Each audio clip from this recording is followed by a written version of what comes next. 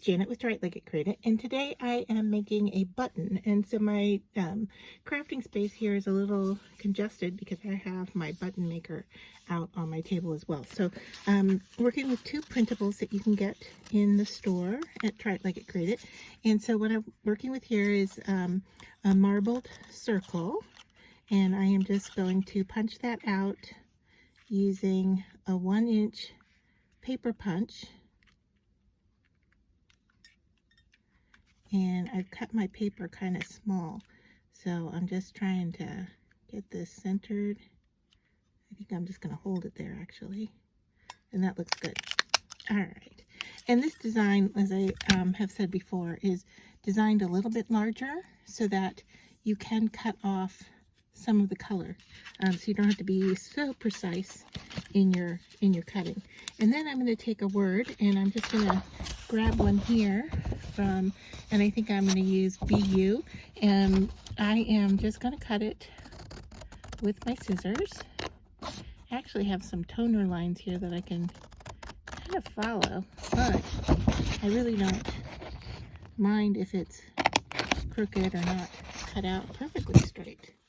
Okay, so I have those two things cut out, and I'm just going to cut the ends off of here and see how that looks on my pin.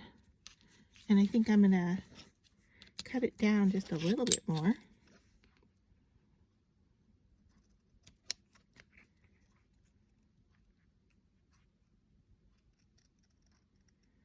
I want more of the marbling to show than that much of the word. So I like the look of that. So I'm going to grab my adhesive. You could use adhesive, a glue stick, tacky glue, a tape runner, you know, whatever works for you. Going to add a little bit of adhesive to the back here, and then put that in place. And I like it at an angle. And then we're going to make a pin.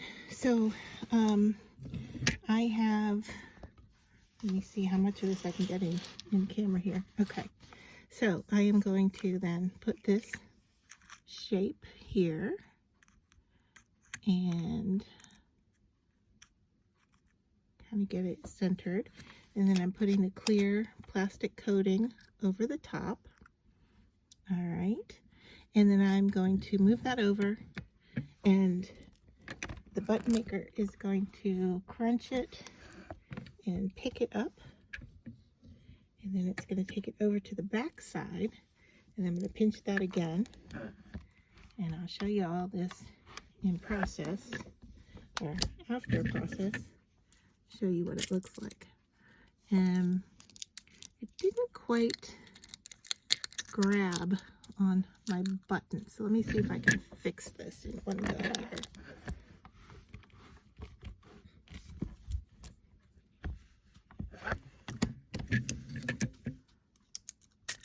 I'm not sure why I'm having trouble.